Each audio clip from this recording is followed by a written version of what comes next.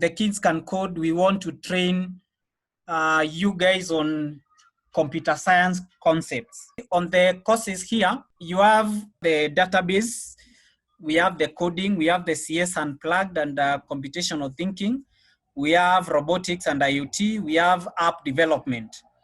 We also have game development, and we have animations. So these are the different areas that we are going to be covering.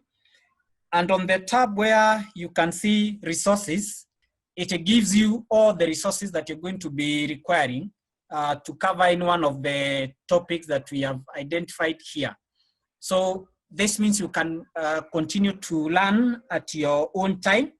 Now, the topics that you are going to be covering are listed here. Web design, there is the coding, there is database, there is game development. We also have robotics and IoT, animations and app development. Like for the CS Unplugged and computational thinking, you can see the listing of the resources there. So these are some of the resources that you can use. Also for web design, these are the resources that are available for you to use. So all these are links that we have provided on our website. To develop your website, there are different tools that you need. One of the tools is basically a computer that you're going to be using, to write your code. Then you need what we call an editor and a browser. The editor is for putting all these tags we are talking about and the content that you want to display. And the browser showcases how, or tries to show you how the content is going to appear, or how your document is going to appear. The languages that you're going to be requiring, what we call scripting languages, is HTML, which mainly deals with the structure of your document. Then we have CSS, which is going to be dealing with the styling of your website. And then we have JavaScript, which will be dealing with interactive content within your website. The HTML has this kind of a structure, which is given here. So we have a doc type, which defines the type of the document. Then everything else that you define for your website comes in between the HTML tags. So we have the opening HTML tag and we have the closing HTML tag. Every tag that you're going to be talking about when you're developing your website is supposed to have an opening and a closing tag. Then it has two main sections. One is the head, which is given here. And you can see the head has also the opening tag and it has the closing tag. Then the other main section is the body, which is given here by opening and also the closing tag. Within the head tag, we also have the title. So this gives the title of the page. And we are also going to mention other things which you can find here, mainly the meta information. Or when we have style, we're also going to include a style tag here, and also JavaScript tag. We can also include it here, or any of the other files we are going to be importing into this document. Then main of the other tags that describe the document or describe your page are going to follow within the body tag. So all of them are, so H1, which is a heading, an example of a heading tag, you can see is within the body. And also a P tag, which is also within the body tag. When you're working with the W3 Schools, on the left-hand side here, this left-hand side, you can see all the tags that you're going to be looking at. And at the center bit, you can see an explanation of any one of the elements that you're going to be checking. So when you look at a tag here on the left-hand side, like there's introduction, there's editors, there's the basic, there's elements, there's attributes. If you select any one of them, then within the middle part of your code, of your website, you're going to see the explanation to that document or to that particular heading. And you have this button here, which is given as try it yourself. So when you go to this try it yourself, you can easily check how the code is going to be executed, and you can do some also bits of editing. So it comes also with an online editor that you can use to edit your code and do some more changes. So HTML element are defined in this form. We have what we call the tag name, and you can see there's the opening tag, and then there's the closing tag. And you put your content or whatever it is you want to be structured within the document. Now, there are several HTML tags that you're going to be talking about. So all of them follow this kind of a format. And an example here is the heading tag, which has H1 here. And there is the opening one, and then it has the closing one. Then we have what we call attributes. Attributes give additional information about that element that you're dealing with. An example here, you can see an anchor tag, or which is given as a tag. So this a tag has an attribute which is called href. So this href gives information about the link that is going to be that this anchor tag is going to take someone when you click on this, the content which is given here, like visit W3 schools. You can see another tag here, which is called image and is given by IMG. So this IMG has another attribute which is called source. So this gives the source of the image or the file path where you can access that image.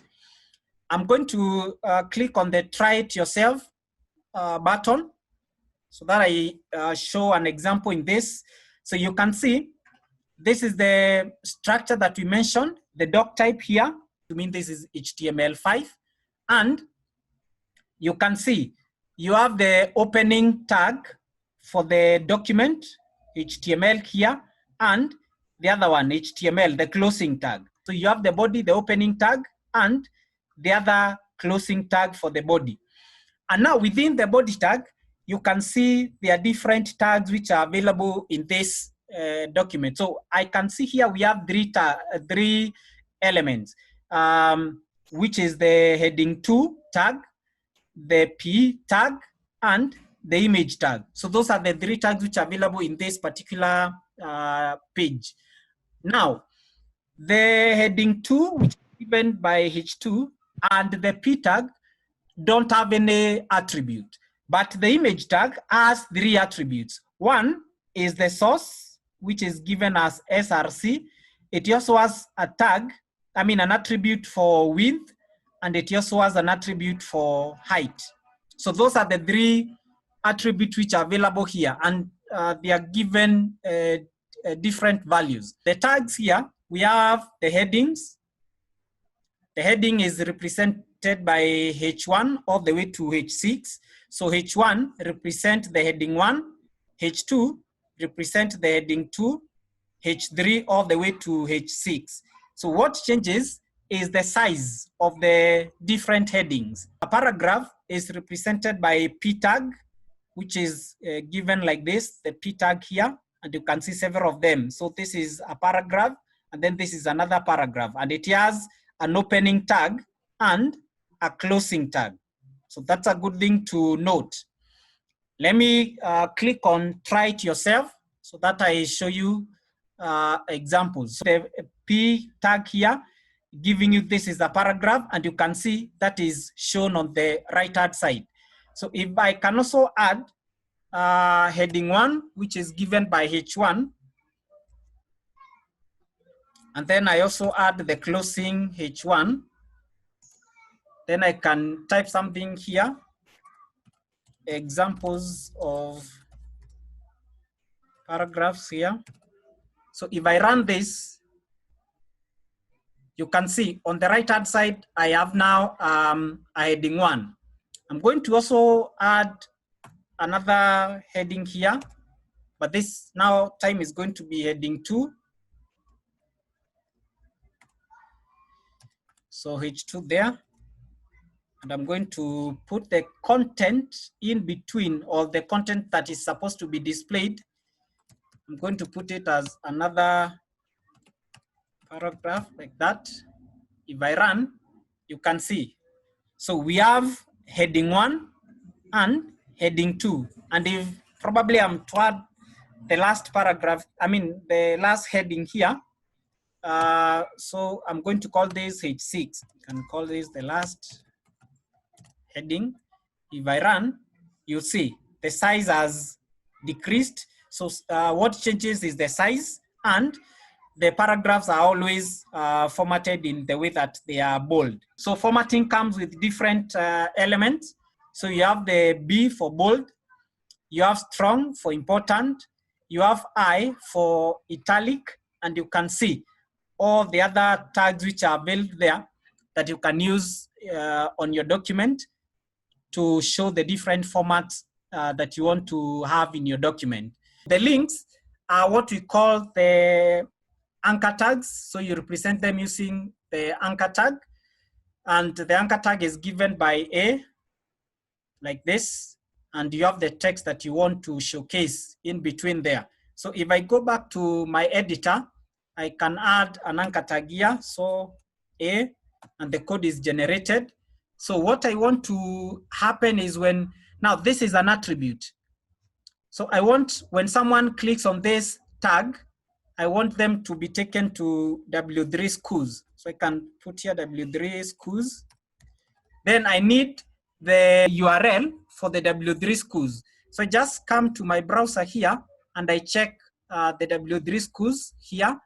I can take even this link and I add it to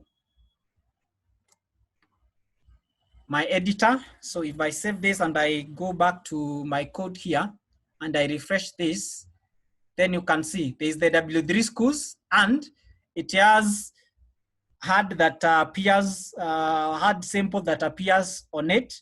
And if I click now on this, which is a link, it's going to open this kind of the content that was on the URL for this website. A list is used to group together a set of related items. So anytime you have a set of related items that you want to be displayed on your website, you need to use list. And we have 3 types of lists.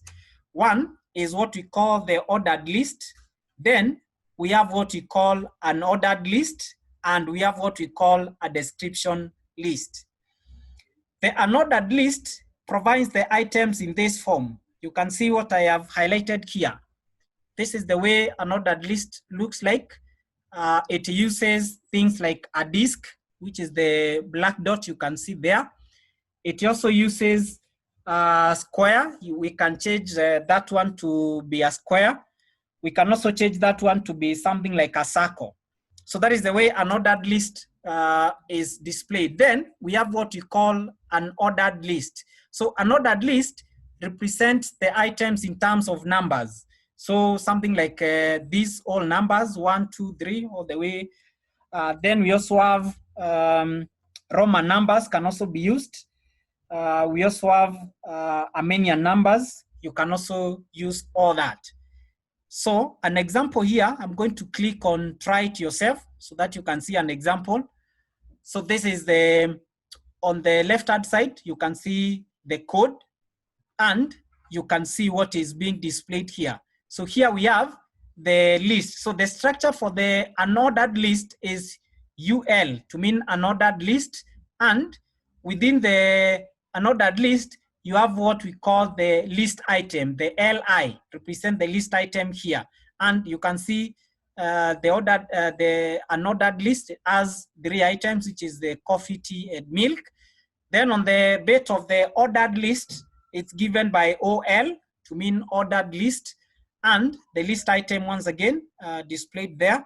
And you can see the ones which are given on this right-hand side. The third type of a list, as I mentioned, is the description list. So the description list is given by DL to mean description list. Then it has the DT to mean description term. And then it has a DD, which in this case describes the term that you're trying to describe. So the way this one is displayed or is given, I can show you the example here.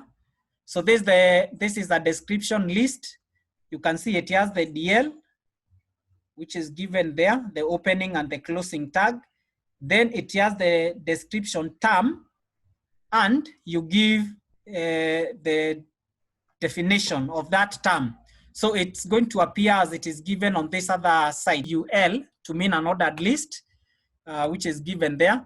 Then I need the list items, which is given by LI, as you can see. Click enter on the LI. Now I can put maybe what I want to give for the unordered list here is maybe the names of cities. So I can call all counties. So I can call this Nairobi.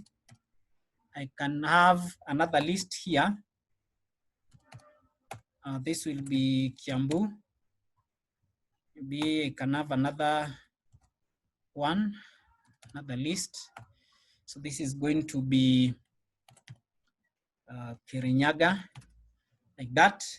So if I save this and I show it on the browser, you can see this. So you can see these are the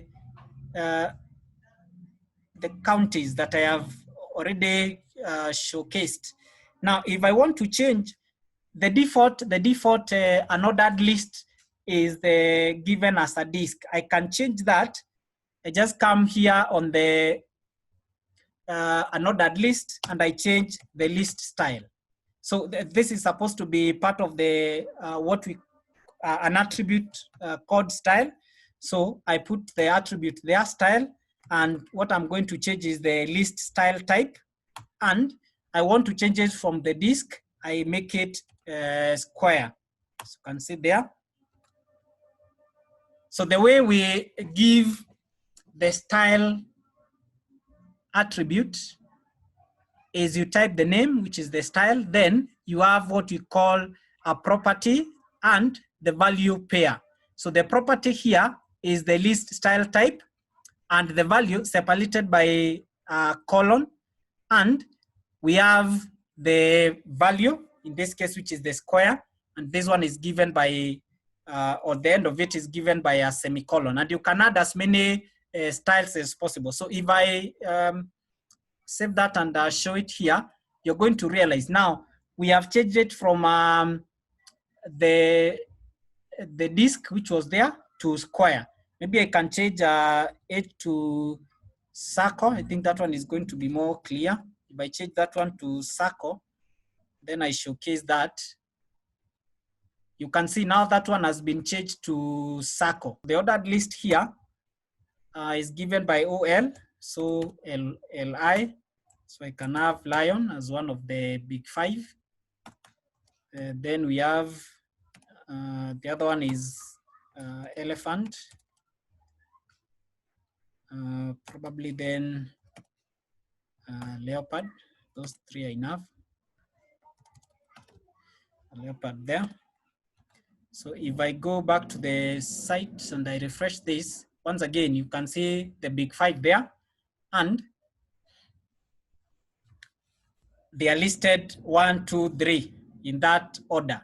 So I can even change the type, the list type there, the same way I have done for the unordered list. So I'll come and add a style attribute, and this, it will also be list type.